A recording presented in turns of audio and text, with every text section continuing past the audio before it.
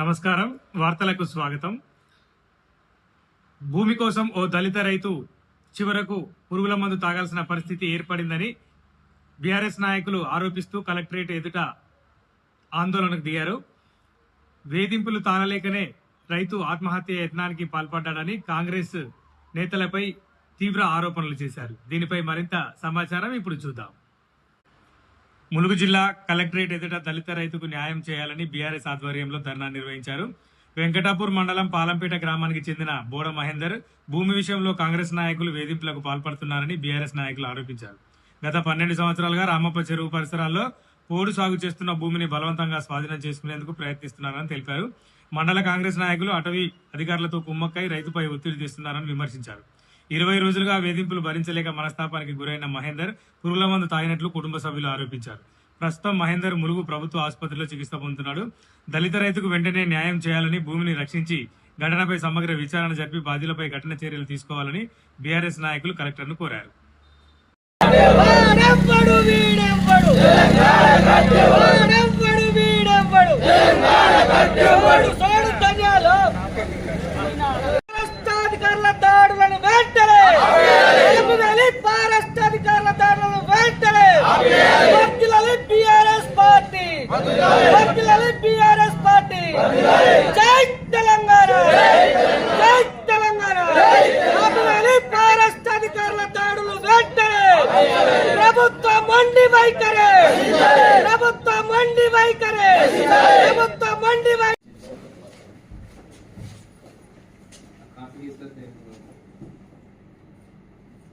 మేము దున్నుకుంటామని ఒక 2 వ్యక్తులు పోయి బీసీలు వాళ్ళు పోయి మేము దున్నుకుంటామని అల్లరి సృష్టించి పారిశ్రమలను తీసుకుపోయి ట్రెంచ్లు కొట్టించాడు. అది మాకు సగం ఇవ్వకపోతే మేము పారిశ్రమల ద్వారా. నా పేరు రమాదేవి, మాది పాలంపేట గ్రామం. మేము గత 15 సంవత్సరాల నుంచి వెళ్ళి పొడు భూమిని సాగు చేసుకొని దున్నుకుంటా అంటే ఈ మధ్య కాలాన 20 రోజుల నుంచి వెళ్ళి మాకు బండి సీను పాలంపేట అనే వ్యక్తి సతీష్ అనేటైనను మా భూమిని దున్నించి మాకు ఆ భూమి కాడికి వస్తే మేము చంపుతాం, నరుకుతాం, మీకు ఆ భూమిలోకి రావద్దు అని మమ్మల్ని బెదిరించుతా అంటే మేము చేసుకున్న భూమికి మమ్మల్ని రావద్దంటారు అని మేము సార్ వాళ్ళను ఫారెస్టర్లను తీసుకొచ్చారు. మా కాడికి ఫారెస్టర్లను తీసుకొచ్చి కందకాలు తీసుకుంటాం అంటే మేము వేడుకున్నాం. వాళ్ళని వేడుకొని గత 15 సంవత్సరాల నుంచి వెళ్ళి మేము దున్నుకుంటున్నాం.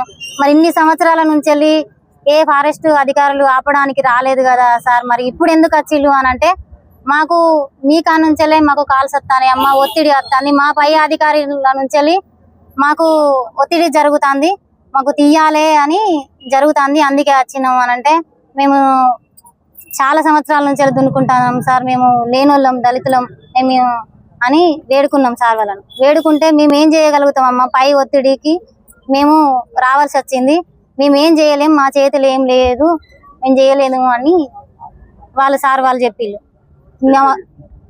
ఫారెస్ట్ అధికారులు చెప్పిళ్ళు.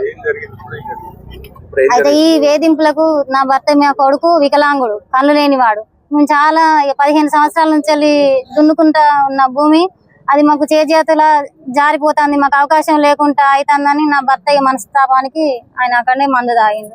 ఆయన పానాపాయ స్థితిలో ఉన్నాడు, ఆయనకు శ్వాస అందుతలేదు.